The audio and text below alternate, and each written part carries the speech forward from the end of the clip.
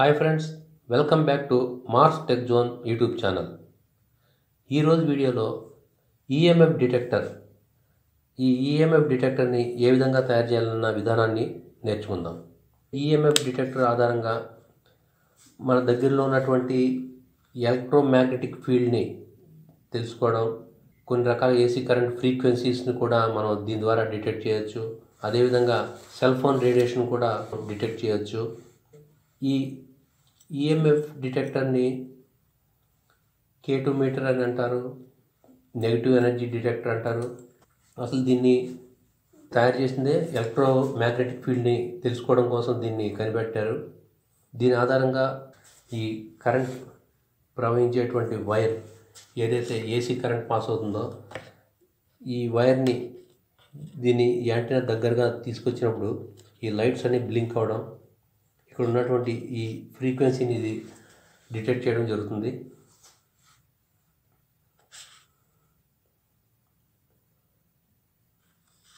దీని దగ్గర తీసుకెళ్ళినప్పుడు ఈ ఎల్ఈడి బ్లింకింగ్ అనేది చూడండి.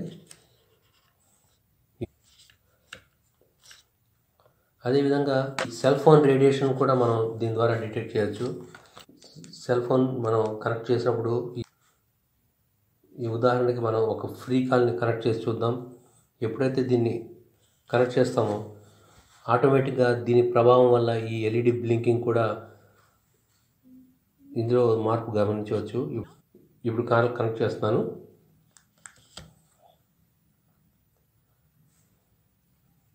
ఈ కనెక్ట్ అయిన వెంటనే ఈ సెల్ ఫోన్ చుట్టూ ఉన్నటువంటి కొంత ప్రదేశం వరకు కూడా ఈ రేడియేషన్ వ్యాపించడం, ఈ కాల్ కనెక్ట్ అయిన టైంలో ఆ రేడియేషన్ ప్రభావం వల్ల ఈ ఎల్ఈడి బ్లింకింగ్ మనం గమనిస్తున్నాం. ఈ విధంగా ఫ్రీక్వెన్సీస్ మనం గుర్తించవచ్చు. అదేవిధంగా ఈ ఎలక్ట్రోమాగ్నెటిక్ ఫీల్డ్ కూడా దీని ద్వారా మనం గుర్తించవచ్చు. మన దగ్గరలో ఉన్నటువంటి ఏసీ ఫ్రీక్వెన్సీస్ కానీ కొన్ని రకాల ఇటువంటి ఎలక్ట్రోమాగ్నెటిక్ ఎనర్జీ ఏమైనా ఉంటే వాటిని కూడా మనం దీని ద్వారా గుర్తించవచ్చు. ఈ ప్రపంచ దేశాల్లో చాలామంది పారానార్మల్ ఇన్వెస్టిగేటర్స్ ఇటువంటి ఈ ఈఎంఎఫ్ డిటెక్టర్ ఏదైతే ఉందో దీన్ని గోస్ట్ డిటెక్టర్గా లేదా నెగిటివ్ ఎనర్జీ డిటెక్టర్గా, K2 మీటర్గా ఇలా అక్కడ ఉన్నటువంటి పరిస్థితులను బట్టి దీన్ని ఉపయోగిస్తుంటారు. సర్క్యూట్లోకి వెళ్దాం. ఈ సర్క్యూట్ వచ్చేసి 9 ట్రాన్సిస్టర్లతో తయారు చేసేటువంటి ఈ సర్క్యూట్, ఈ ఎన్పిఎన్ ట్రాన్సిస్టర్లు.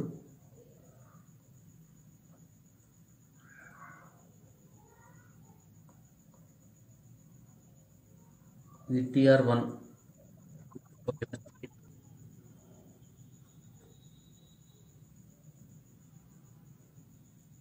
TR9.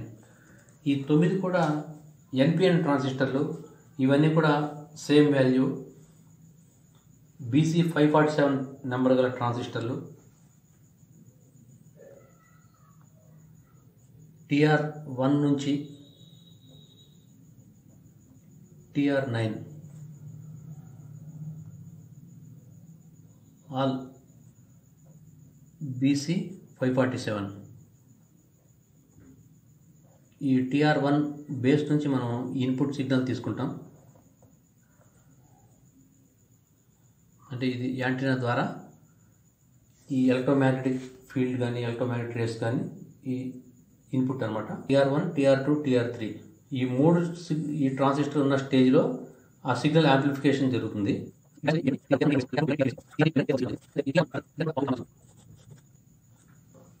ఇది పాజిటివ్ లైన్.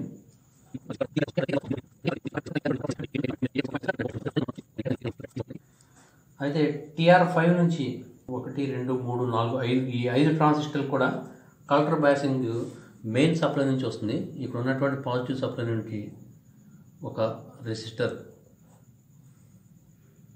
ఒక డయోడ్, ఎల్ఈడి. ఇది 500 ohms.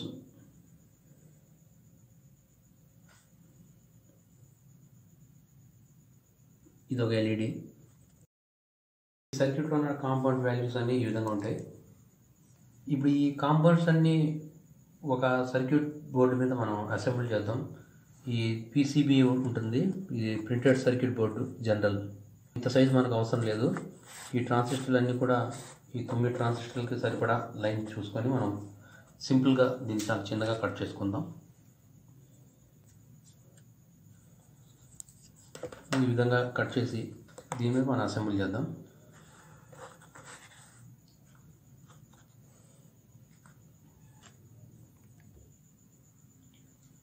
ఈ సర్క్యూట్ సంబంధించినటువంటి కాంపోనెంట్స్ అన్నీ ఈ విధంగా ఉంటాయి.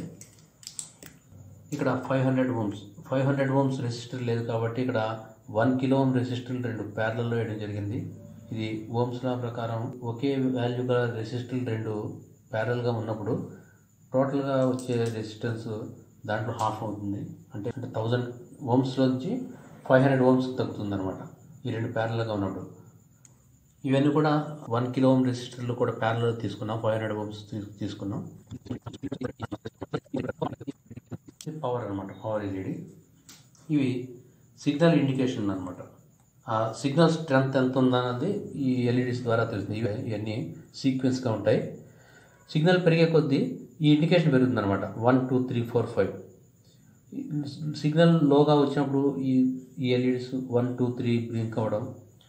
సిగ్నల్ ఇంకొద్దిగా స్ట్రెంత్ పెరిగినప్పుడు 4 5 కూడా ఈ రెడ్ ఎల్ఈడి వెలిగిందంటే సిగ్నల్ ఫుల్గా ఉన్నట్టు. దాని గురించి ఈ విధంగా కలర్ తీసుకోవడం జరిగింది. అంటే మనం ఈ ఈఎంఎఫ్ మీటర్ తీసుకున్నా కానీ ఈ విధంగానే ఉంటుంది. దీన్ని కూడా ఇలా గుర్తిస్తారు, చూసారా? ఇక్కడ ఈ లైట్ కలర్ ఎల్ఈడి అనమాట, లైట్ గ్రీన్, డార్క్ గ్రీన్, ఈ yellow, light yellow, dark yellow అంటే ఆరెంజ్ కలర్కి కొద్దిగా దగ్గరికి వస్తుంది. ఇది రెడ్ అనమాట ఫైనల్గా. అంటే గ్రీన్ నుంచి రెడ్కి, గ్రీన్ అంటే లో సిగ్నల్, రెడ్ హై సిగ్నల్ అనమాట. 2.5 10 20 ప్లస్ ఈ విధంగా ఉంటుంది అనమాట. ఇదంతా మిల్లీగాజ్ ఎంజీ అంటారనమాట. మిల్లీగాజ్ అంటే ఇది ఒక కొలమానం. ఇదేంటంటే మ్యాగ్నెటిక్ ఫీల్డ్ని ఈ విధంగా కొలుస్తారనమాట. ఈ విధంగా చూసుకుంటే సరే. ఈ స్కేల్ మనం పక్కన పెట్టి ఈ సర్క్యూట్లోకి వస్తే ఇప్పుడు వీటన్నిటిని ఉన్నటువంటి ఈ జనరల్ సర్క్యూట్ బోర్డు మీద ఇన్సర్ట్ చేద్దాం. అది ఏ విధంగా అన్నది మనం ఇక్కడ ఇప్పుడు ఈ సోల్డరింగ్ రాడ్ ఆధారంగా ఈ సర్క్యూట్ ప్రకారంగా ఇన్సర్ట్ చేద్దాం. అయితే ఇక్కడ ఈ యాంటీనా ఉంది కదా, ఇటువంటి కాపర్ వైర్, ఈ కాపర్ వైర్ని మనం ఒక పెన్ రీఫ్ ఏదన్నా దీని మీద మనం ఈ విధంగా చుడతాం అనమాట. మనం ఇలా ఈ విధంగా చుట్టి ఇక్కడ యాంటీనా ప్లేస్లో ఇక్కడ వాడారనమాట. ఇక్కడ యాంటీనా సింబల్ ఉంది కదా, ఇక్కడ యాంటీనా అంటే ఒక కాపర్ కండక్టర్ని ఇలా ఉంచుతుంది అనమాట. ఇక్కడ ఉన్నటువంటి సిగ్నల్ని ఇది రిసీవ్ చేసుకుంటుంది. అయితే ఇప్పుడు ఈ కాంపోనెంట్స్ ఆధారంగా మనం ఈ సర్క్యూట్ తయారు చేద్దాం.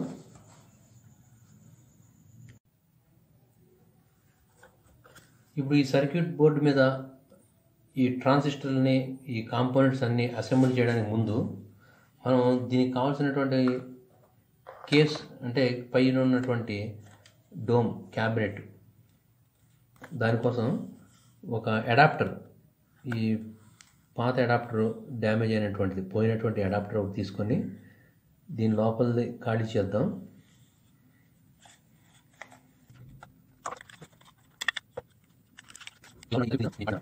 ఇప్పుడు ఈ డోమ్ని మనం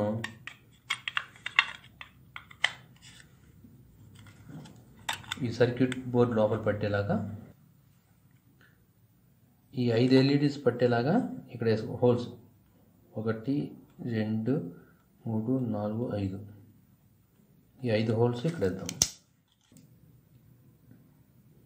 ఈ డ్రిల్ బిట్ ఆధారంగా ఇక్కడ హోల్స్ వేయడం జరిగింది. 5 హోల్స్ కనిపిస్తాయి కదా, ఈ 5 హోల్స్ పట్టింది. ఇప్పుడు ఈ హోల్స్ ఎల్ఈడికి తిన్నగా వచ్చేలాగా చూసుకొని ముందు ఇక్కడ ఉన్న ఎల్ఈడీలు ఆ సీరియల్ ప్రకారంగా పెట్టుకుంటే, ఇక్కడ ఇంకోటి ఉంది ఫ్రెండ్స్, ఇక్కడ పవర్ ఇండికేటర్ కనిపించడం కోసం ఒక చిన్న గ్యాప్ ఒకటి ఉంది. ఇక్కడ పవర్ ఎల్ఈడి కనిపించడానికి ఇక్కడ వైట్ టార్చ్, ఆ పొజిషన్లో సెల్ టార్చ్ ఉంటే మీకు కనిపిస్తుంది. అక్కడ మనం ఈ పవర్ ఎల్ఈడిని ఇక్కడ వచ్చేలా ఇన్సర్ట్ చేద్దాం. మిగతా ఈ 5 ఎల్ఈడీలు కూడా ఈ లైన్లో ఇక్కడ సెట్ చేద్దాం. ఎల్ఈడీస్ని ఈ సర్క్యూట్ బోర్డులో అయితే సోల్డరింగ్ చేయడానికి ముందు దీనికి కరెక్ట్గా ఈ హోల్స్ తిన్నగా వస్తున్నాయో లేదో చూసుకోవాలి. ఎల్ఈడి 1 పొలారిటీ చూసుకుందాం, పాజిటివ్ నెగిటివ్ చూసుకొని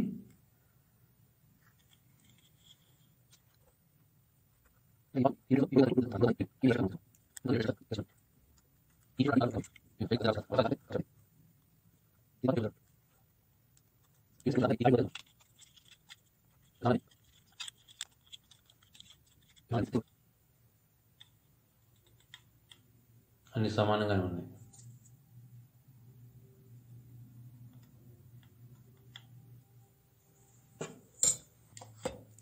ఈ పవర్ ఎల్ఈడి గ్లో అయినప్పుడు ఒక బ్లాక్ రింగ్ని మనం దీని మీద ఇలా ఉంచినట్టయితే ఆ లైటింగ్ అపోజ్ చేస్తుంది అనమాట. ఈ లైటింగ్ ఎఫెక్ట్ వల్ల వీటి కలర్ చేంజ్ అవ్వకుండా ఉంటుంది అనమాట. ఇది కూడా 5mm ఎల్ఈడి. దీన్ని ఇక్కడ ఎత్తుగా ఉన్న దాన్ని కట్ చేయడం జరిగింది, ఎందుకంటే ఈ క్యాబినెట్లో గ్యాప్ సరిపోవడం లేదనమాట. ఒక ప్లాస్టిక్ రింగ్ లాంటిది తీసుకొని దీన్ని ఇలా ఉంచడం వల్ల మన సైజు కూడా కరెక్ట్గానే ఉంది, ఈ పొజిషన్లో వస్తుంది అనమాట. ఈ గమ్ సాయంతో దీన్ని లైట్గా జస్ట్ ఒక డ్రాప్ వేస్తే అతుక్కుపోతుంది. ఈ ఎల్ఈడి టెర్మినల్ ఎక్స్ట్రాగా ఉన్నాయని కట్ చేసాం.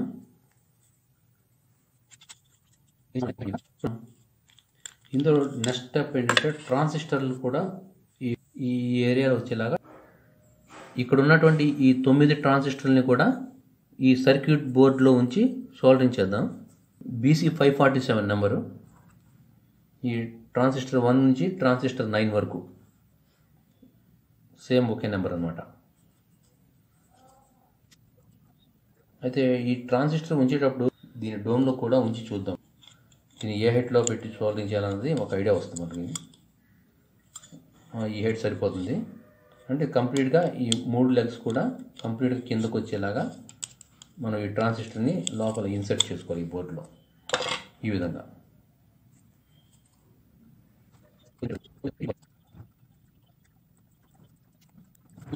ఈ ట్రాన్సిస్టర్లు ఇక్కడ సోల్డరింగ్ చేసిన తర్వాత ఈ TR1 కలెక్టర్కి 1 MΩ రెసిస్టర్ వచ్చింది, 1 meg. ఆ రెసిస్టర్ కూడా ఇప్పుడే సోల్డరింగ్ చేసేద్దాం. ఇక్కడ ఈ TR1 కలెక్టర్కి 1 meg రెసిస్టర్ వచ్చింది అనమాట, 1 MΩ. ఈ రెసిస్టర్ ఈ విధంగా పెట్టి సోల్డరింగ్ చేద్దాం. TR2 కలెక్టర్కి 100K. ఈ కాంపోనెంట్స్ అన్నీ మనం కంపల్సరీగా ఈ విధంగా ఇలా స్క్రాప్ చేసి సోల్డరింగ్ చేయాలి, లేదంటే సరిగ్గా సోల్డరింగ్ అవ్వవు.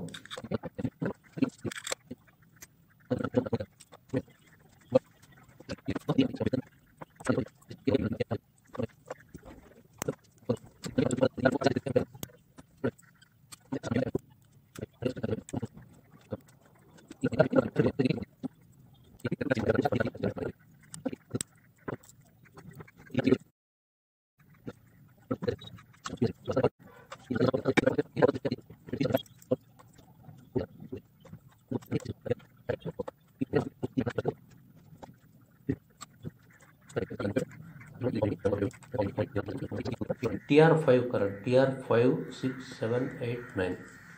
ఈ 5 ట్రాన్సిస్టర్ కలెక్టర్లు బయాసింగ్ చూసుకోవాలి. ఇప్పుడు TR5, TR6, TR7, TR8, TR9 ఈ 5టికి కూడా మనం ఇక్కడ కాంపౌండ్స్ చేయాలన్నమాట. ఇక్కడ అంటే ఎల్ఈడి, ఇక్కడ ఎల్ఈడీస్ కలపాలి.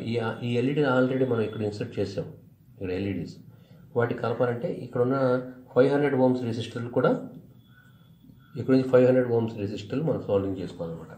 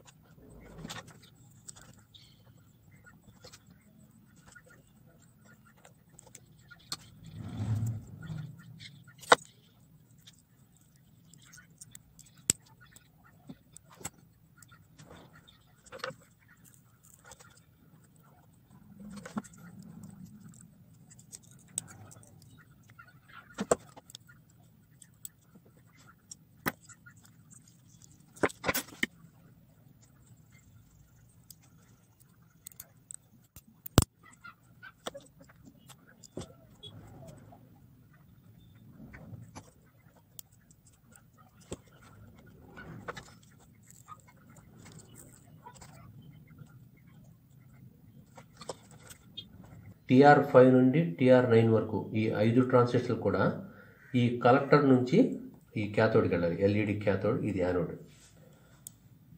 అయితే ఈ ఎల్ఈడీస్కి మాత్రం ఓన్లీ సోల్డరింగ్ చేసి అలా వదిలేసాం. అంటే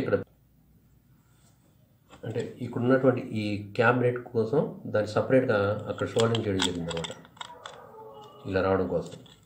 కాబట్టి ఇక్కడ నుంచి ఇక్కడ కనెక్షన్ కలుపుకోవాలి. ఇప్పుడు ఇది TR5, TR6, TR7, TR8, TR9.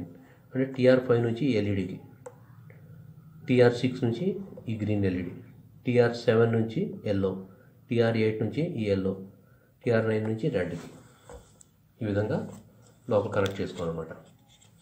దీనికోసం సన్నటి జంపర్ వైర్ తీసుకొని కనెక్ట్ చేద్దాం. ఈ TR5 కలెక్టర్ నుండి ఈ గ్రీన్ ఎల్ఈడి క్యాథోడ్కి, TR5, ఇది TR5, దీని కలెక్టర్ నుండి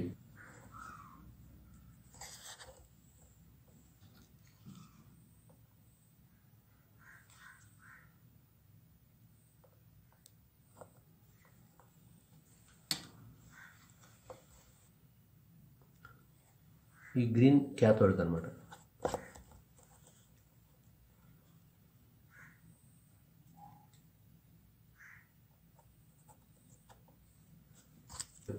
ఈ రెసిస్టర్ ఉంటుంది కదా, 500 ohms రెసిస్టర్ నుంచి గ్రీన్ ఎల్ఈడి యానోడ్కి. ఇక్కడ రెసిస్టర్,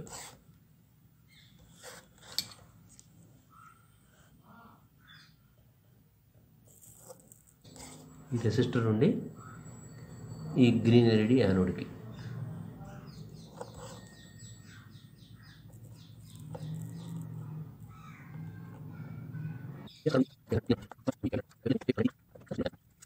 ఈ TR9 కలెక్టర్, ఇది TR9 కలెక్టర్ పాయింట్. ఇక్కడ నుండి ఈ రెడ్ ఎల్ఈడి క్యాథోడ్కి అనమాట. రెడ్ ఎల్ఈడి క్యాథోడ్ వచ్చేసి ఇది ఈ పాయింట్.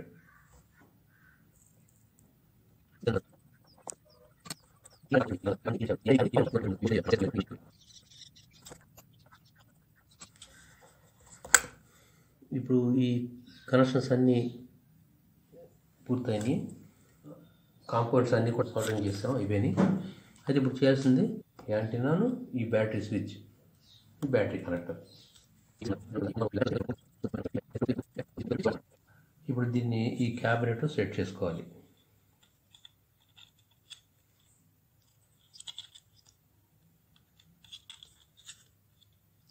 ఈ ఎల్ఈడీలు అన్నీ సరిపోయినాయి. ఈ పవర్ ఇండికేటర్ కూడా ఇక్కడ హోల్ కనిపిస్తుంది కదా, ఇక్కడ ఈ పవర్ ఇండికేటర్ దాన్ని తిన్నగా వచ్చేలా పెట్టామన్నమాట మనం. ఈ స్విచ్ కనెక్ట్ చేయాలి దీనికి.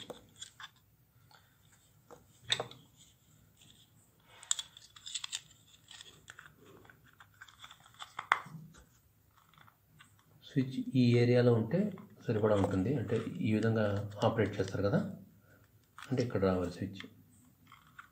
ఈ ప్లేస్లో మార్క్ పెట్టి ఇక్కడ హోల్ పెట్టి కట్ చేద్దాం.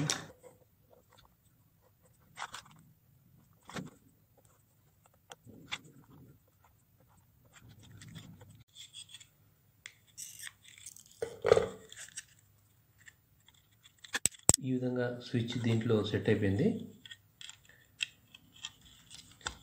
ఈ ఆన్ అండ్ ఆఫ్ వైర్లు దీనికి సోల్డరింగ్ చేద్దాం.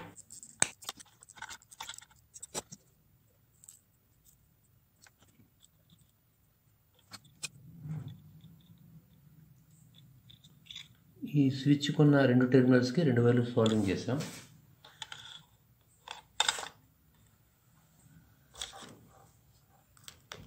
ఈ యాంటీనా సోల్డరింగ్ చేయాలి. అయితే ఈ యాంటీనా చేయడానికి ముందు ఈ క్లాంప్లో వచ్చి తీసుకెళ్ళాలన్నమాట.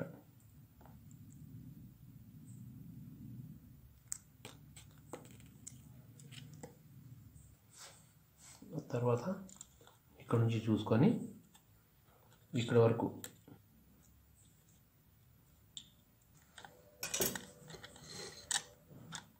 ఈ పైన ఉన్నటువంటి ఇన్సులేషన్ కోటింగ్ని ఈ బ్లేడ్ సాయంతో క్లీన్ చేసేసి దాన్ని ఫ్లక్స్ రాసి సోల్డరింగ్ చేయాలి. అంటే కొద్దిగా దీన్ని లెడ్ అప్లై చేస్తే ఊడకుండా గట్టిగా అతుక్కుంటుంది అనమాట. ఇప్పుడు దీనికి ఒక స్లీవ్ తొడుగుదాం, అంటే సర్క్యూట్ షార్ట్ అవ్వకుండా.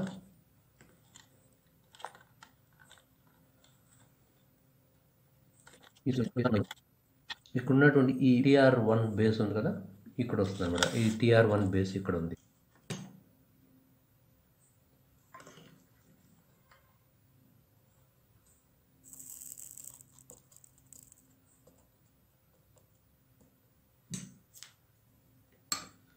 TR1 బేస్ పాయింట్కి సోల్డరింగ్ చేస్తాం కదా. ఇప్పుడు దీన్ని తీసుకొచ్చి ఈ విధంగా ఇలా ఉంచేస్తాం. అయితే ఇక్కడ ఈ బోల్ట్ ఇక్కడ షార్ట్ అయ్యే అవకాశం ఉంది. ఒక ఇన్సులేషన్ పేపర్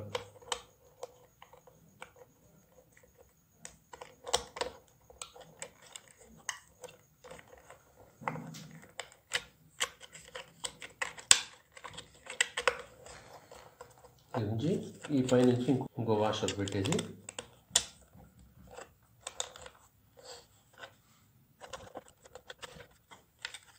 ఒకసారి బ్యాటరీ పెట్టి చూద్దాం.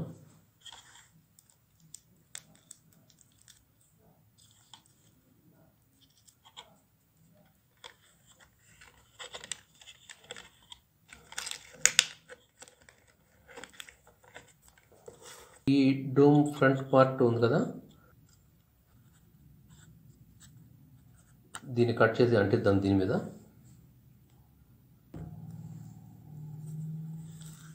ఈ సైజు ప్రకారంగా కట్ చేసుకున్న తర్వాత దీనికి కొంత గ్లూ రాద్దాం. మొత్తం అంటించిన తర్వాత ఇక్కడున్న హోల్స్ని, ఈ ఎల్ఈడీస్ కనిపించే విధంగా ఈ హోల్స్ని కట్ చేద్దాం.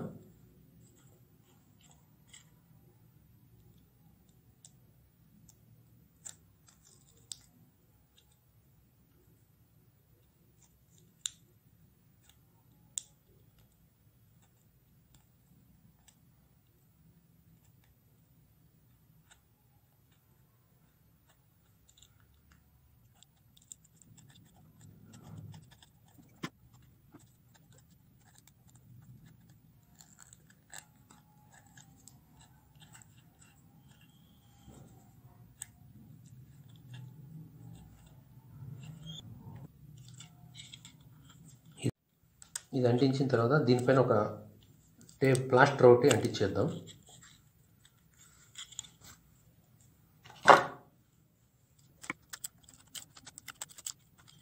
ప్లాస్టర్ అంటించిన తర్వాత ఈ ఎడ్జీలు కట్ చేసేద్దాం.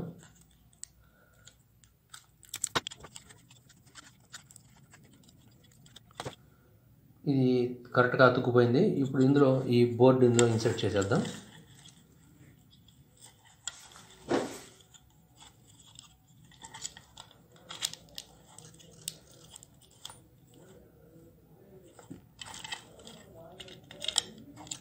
కంపల్సరీగా ఉండాలి ఇన్సులేషన్ పేపర్, లేదంటే ఇది షార్ట్ అయ్యే అవకాశం ఉంటుంది.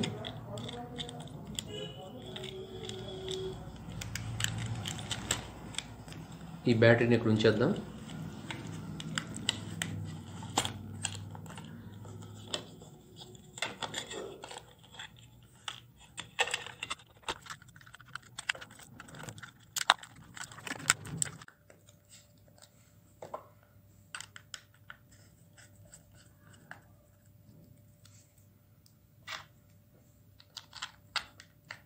దీనికి ఉన్నటువంటి ఈ నట్లు ఫిట్ చేసేసి ఈ స్క్రూలు బాగా టైట్ చేయకుండా మీడియంగా టైట్ చేసుకుంటే సరిపోతుంది. ఈ నట్ ఉంది కదా, దీన్ని కూడా టైట్ చేద్దాం.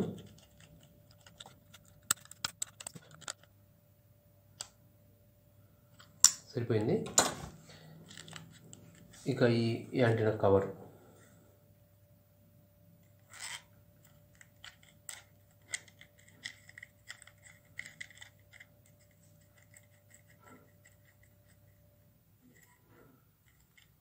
ఇది కూడా ఫిట్ అయిపోయింది. ఇప్పుడు మనం దీన్ని టెస్ట్ చేద్దాం. ఇక్కడ ఉన్నటువంటి ఈ యాంటీనా దగ్గరలో ఏసీ కరెంట్ పాస్ అయ్యే వైర్ని ఇక్కడ ఉంచుదాం.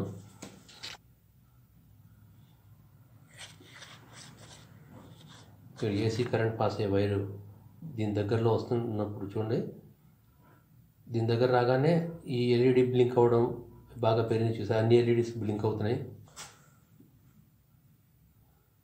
చూడండి, ఇది దూరం వెళ్ళే కొద్దీ ఆ ఎల్ఈడి లైట్ తగ్గిపోవడం, ఆ బ్లింకింగ్ తగ్గిపోవడం జరుగుతుంది.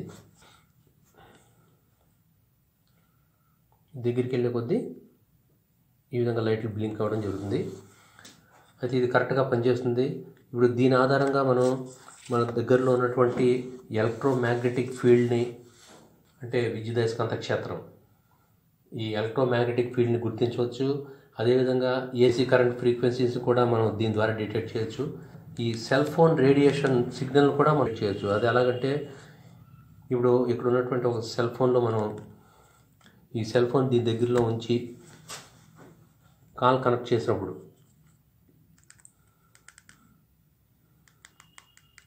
ఈ ఫ్రీ కాల్ ఏదైతే ఉందో దాన్ని కనెక్ట్ చేసాం. కాల్ కనెక్ట్ అయ్యేటప్పుడు ఈ ఎల్ఈడీస్ బ్లింక్ అవ్వడం, ఎప్పుడైతే దీని సిగ్నల్ కనెక్ట్ అయిందో సెల్ ఫోన్కి, ఆటోమేటిక్గా ఈ సెల్ ఫోన్ చుట్టూ ఉన్నటువంటి రేడియేషన్ ప్రభావం వల్ల ఈ ఎల్ఈడీలో బ్లింక్ అవ్వడం మనం గమనించాం. మరోసారి దీన్ని కాల్ చేసి చూస్తాను. చూడండి, ఇప్పుడు కాల్ కనెక్ట్ చేస్తాను.